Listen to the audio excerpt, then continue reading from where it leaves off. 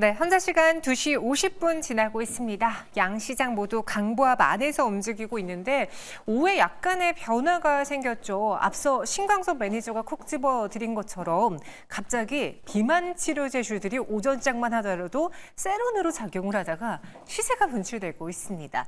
어떤 변화가 있는지 그 안에서의 핫 이슈들 점검해 보도록 하죠. 글로원 파트너스 이성우 이사와 함께하겠습니다. 어서 오세요. 네, 안녕하세요. 네, 지수만 놓고 봤을 때는 어제처럼 뭔가 좀 답답하고 답보된 모양새인데요. 그 안에서 속내 어떤 변화가 있었습니까? 시장 안에서 보면 지수는 보합권, 강보합권이에요. 강보합권 속에서 반도체 쪽 같은 경우도 대형주 같은 경우는 확실히 갈려서 흘러가고 있는 흐름이죠. 삼성전자, SK하이닉스가 차별화되고 있고 지수가 8포인트 올라오는 와중에 삼성바이오로직스 같은 경우가 4%대 상승. 그다음에 2차 전지 쪽이 동반해서 약세를 나타내다가 장 후반으로 가니 약간은 매수가 들어오고 있어요. LG에너지솔루션은 39만 원대 후반까지 반등이 나오는 모습들이고 코스닥 시장 같은 경우는 제약바이오 쪽의 득세입니다. 거기 더해져서 일부 반도체 장비주까지 강세를 나타내면서 지수는 보합권임에도 불구하고 종목들 같은 경우는 좀 양극화 현상이 나타나고 있음을 말씀드립니다. 네, 종목 안에서는 양극화 현상이 나타나고 있다. 그런 시장 안에서 오늘 핫한 테마로, 핫한 이슈로 볼 수 있는 건요. 톡신 미용 의료기기주입니다. 조금 전엔 여기에 또 비만 당뇨 치료제가 동참하려고 하는 모양새인데요. 그 안에서 손바뀜 일어나는 건지 아닌지 알아보겠고요. 또 조선주들이 오르는 요인까지 살펴보도록 하죠. 먼저 톡신 미용 의료주로 가보겠습니다. 오늘 텔레그램 그리고 뉴스를 보신 분들은요. 계속 떠오르는 수출 데이터 보셨을 겁니다. 지난달, 다시 말해서 9월에 수출 데이터 확정치가 공개가 되는데요. 그로 인해서 앞으로의 실적이 기대가 되는 테마가 뭐가 있었을까 찾아보니 역시나 K뷰티, 미용 의료기기 쪽이 또 한 번 보였습니다. 좌측에 있는 그래프 한번 보실까요? 이게요, 구글 트렌드입니다. 그러니까 구글 안에서 많이 검색되는 그 키워드, 얼마만큼 검색이 됐는지 추이를 볼 수 있는데 코리안 뷰티, 코리안 스킨케어, 코리안 메이크업, 다시 말해서 전체적으로 우리 한국의 뷰티에 대한 관심도가 급격하게 증가하는 모습이 보여지죠. 그중에서 뷰티 메이크업보다요, 스킨케어가 크게 올랐습니다. 여러분들도 해외 나가시면 이런 이야기 들어보셨을 거예요. 피부가 되게 좋아 보이는데 몇 살입니까? 피부 관리 어떻게 하세요? 앞서 김유나 아나운서는 길거리에서 어떤 외국인이 그런 질문을 했다고 하더라고요. 피부가 좋아 보인다고. 그만큼 뭔가 동양인들은 좀 어려 보이고 젊어 보이고 피부가 좋아 보여라는 인식이 있는데 K-팝의 열풍덕이기도 하지만 이런 관심 속에 국내 K-시술에 대한 관심도 같이 늘어나고 있어요. 넣기, 빼기, 조이기라고 하는데요. 넣는 걸로는 주로 이제 필러, 콜라겐을 이야기하고요. 빼는 건 지방, 그리고 잡티. 조이기에서는요, 모공 탄력이 있습니다. 대표적으로 스킨 부스터, 레이저, 리프팅, 보톡스가 있고요. 우리가 피부과에서 많이 받을 수 있는 시술 중에 하나로는 이 스킨 부스터, 피부가 좀 더 탱탱해 보이고 광채나 보이게 하는 시술, 레이저 리프팅, 잡티 없애고 여기서는 끌어당기는 거, 보톡스의 경우에는 주름을 펴주는 거. 제가 너무나 잘 알죠?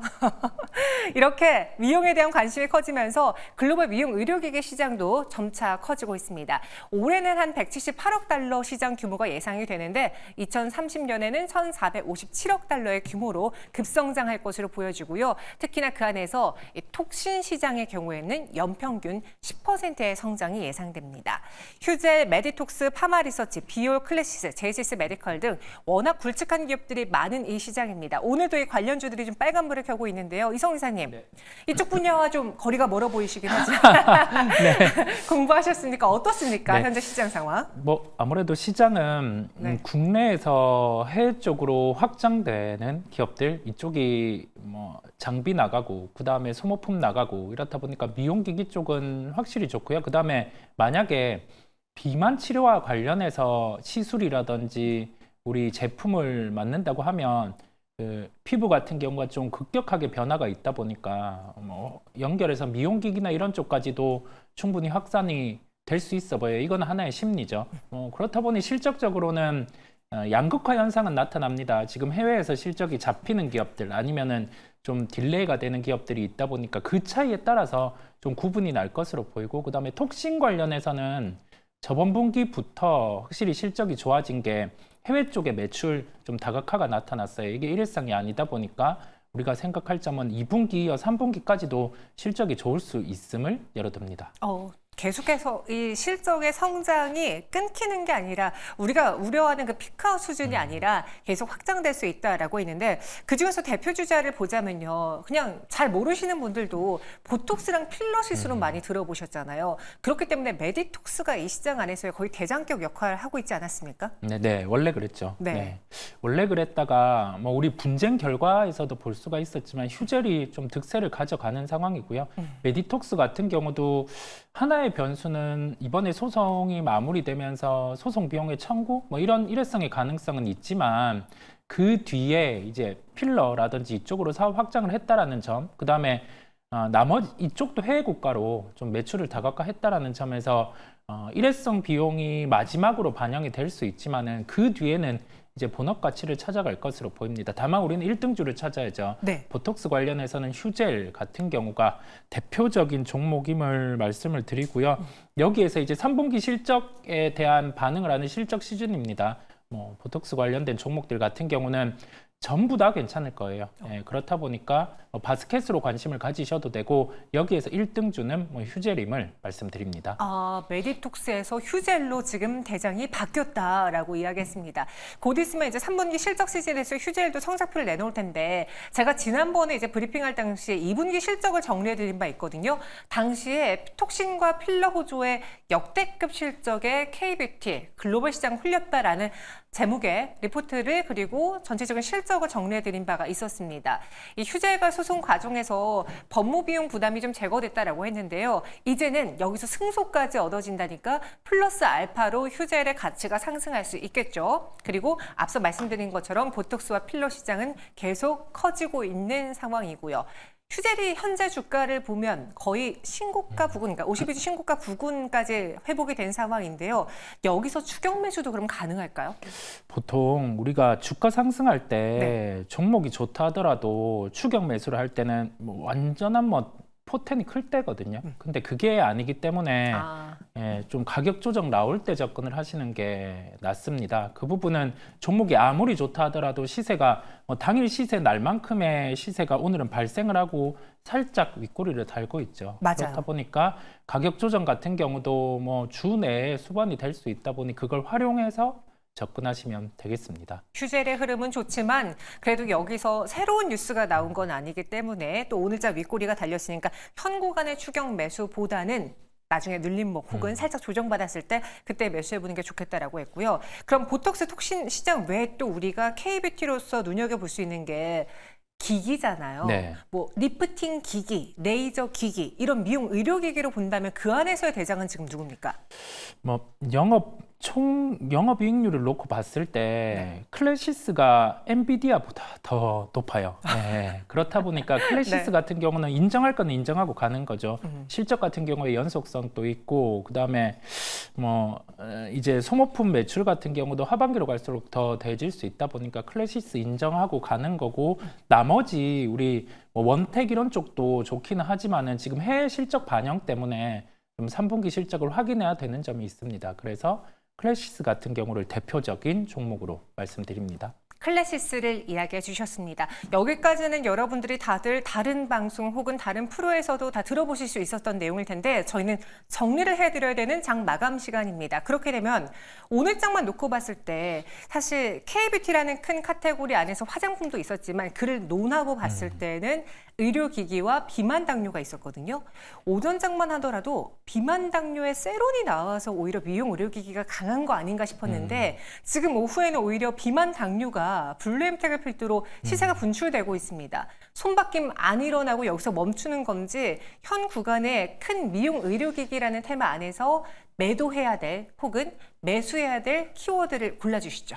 편하게 가면 미용기기 쪽은 비효를 매수할 수 있는 구간이고요. 네. 현재가도 충분히 가능하고 나머지 우리 그 비만 치료제 관련해서는 뭐 블루엠텍 이런 쪽은 변동성 커질 수 있어요. 그렇다 보니까 그 점이 감내 가능하신 분 정도만 접근하는 걸로 그렇게 열어둡니다. 블루엠텍은 변동성 확대를 주의하고 매수 가능한 건 비올이다. 왜 네, 비올이죠?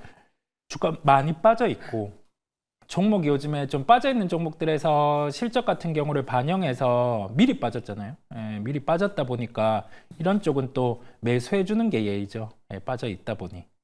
네, 현 구간 매수 가능한 미용 의료기기 주로 비오를 다시 한번 언급해 주셨습니다. 가격적인 매력이 현재 있는 구간이다. 오히려 다른 미용 의료기기주들은 업황이 좋다 하더라도 가격이 올라와 있기 때문에 여기서 추격 매수하지는 말자라고 해주셨습니다. 이렇게 첫 번째 의료기기 테마 알아봤고요. 이어서 두 번째 이슈를 한번 넘어가 볼게요. 또 조선주입니다.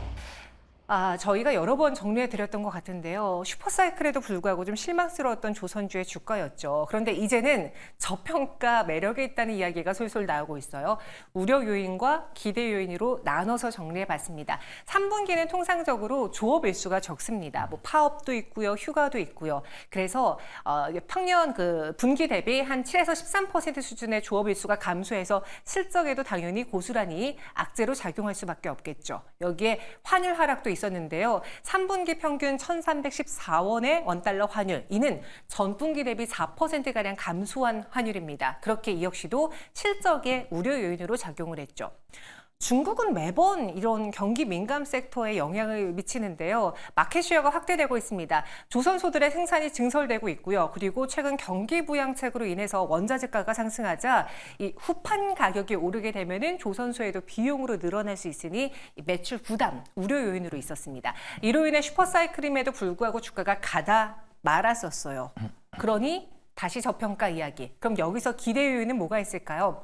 여전히 신조선가가 높은 상황입니다. 그만큼 선박의 수익성이 우상향임을 증명해주고 있고요. 발주는 강세. 그리고 여기에 이 중국발 부정적인 영향 역시도 제한적일 것이다라고 시장은 판단하고 있습니다. 더불어 친환경 선박인 LNG선, 암모니아선 수요도 좋고요. 이 시장 안에서 중국을 이겨낼 수 있는 우리 국내 기업들의 방법은 친환경 고부가 가치 선박이다라는 점에서 열일하고 있는 상황이죠. 이성 이사님, 네. 오늘은 조선주들이 좀 강한데 뭐 이런 기대 요인도 있지만 여기에 중국 선박의 탄소세 도입 이야기가 우리 국내 기업들에겐 호재다라고 하더라고요. 이거 어떤 뉴스입니까?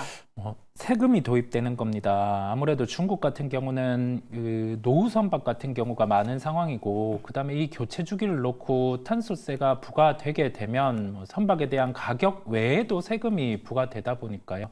여기에서 가격 차이가 발생을 하게 됩니다. 그렇다 보니까 중국 선박보다 우리나라 선박이 우위에 서게 되는데, 여기에서 생각할 거는 IMO 2025라고 하죠. 이게 만약에 시행되었을 때 네. 중국만 해당되는 게 아니라 우리나라 같은 경우도 해당이 됩니다. 그렇다 보니까 이걸로 수혜가 되고, 여기에 대해서 중국 같은 경우는 안 좋고 우리나라 같은 경우는 좋아진다라고 하기보다 노후 선박의 교체가 될 수 있어요. 또는 다른 엔진과 연계되는 부품을 달아야 되는데, 그거 부품 다는 것보다 교체하는 게 낫다 보니까요. 아무래도 본격적인 선박의 교체 주기가 내년에 도래를 할 수 있는 거죠. 예, 그렇다 보니까 조선가의 상승 가능성, 그런 점까지 열어두고 주가들은 좀 반응을 한다라는 말씀을 드립니다. 그렇게 되면 선박 교체 사이클이 조금 더 빨라질 수 있기 때문에 오늘 국내에서는 호재로 받아들이는 것 같다. 그럼 제가 앞서 우려 요인과 기대 요인을 좀 네 가지로 나눠봤는데, 이성 이사님, 이 네. 중에서 영향력이 좀 클 만한 우려 요인과 기대 요인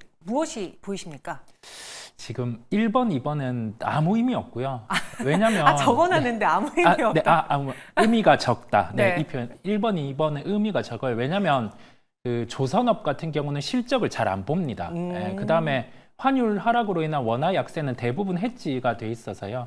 좀 큰 영향이 없고 영향이 적고, 3번, 4번 쪽이 좀 영향이 있기는 해요. 우리가 중국 같은 경우가 한 10년 전에는 10년 격차가 있어서 못 따라잡는다 했는데, 지금은 LNG 선박 외에는 대부분 가능합니다. 그래서 좀 저가로 선박 수주를 갖고 가고 있는데, 한 가지 일이 있었던 게, 중국 선박을 수주를 해갔었는데 이게 운항을 하다가 한번 배가 선 적이 있어요. 약 3개월 전이거든요. 그런 요소가 있다 보니까 3번도 크게 좀 신경 쓰이지는 않고요. 4번이 문제예요. 4번 후판 가격 같은 경우에 덤핑 이런 부분까지 더해졌을 때는 우리나라 기업들 또한 중국 후판 쓰고 있어요. 예, 그렇다 보니 좀 부담일 수 있다 보니까 그 부분을 한번 살펴보고 어떻게 진행되는지 보는 거고, 네. 실적 같은 부분은 우리 안 좋은 거 다 알고, 그다음에 조선주 매매할 때 실적 보고 하는 거 아니니까 네, 큰 신경은 안 쓰셔도 되겠습니다. 그럼 이 우려 요인이 현재 주가에 좀 반영이 된 상황에서 이제 네. 저평가라는 이야기도 솔솔 나오고 있는데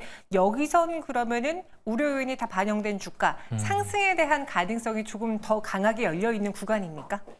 가지고 있는 분들만 갖고 있고요. 애매한 가격이라고 할 수가 있어요. 왜냐하면 우리 조선은 사이클이 길죠. 길다 네. 보니까 이게 뭐 실적 반응도 안 하고 그다음에 뭐 수주 나왔을 때도 특별히 주가 반응 안 하고 한데 이벤트 있을 때 한 번씩 반응을 하는 거고 뭐 이 다음에 신조선가 같은 경우가 지금 뭐 보합권이죠. 이거 좀 올라가는지를 보는 상황이다 보니 이 또한 가격 조정을 보시는 게 낫습니다.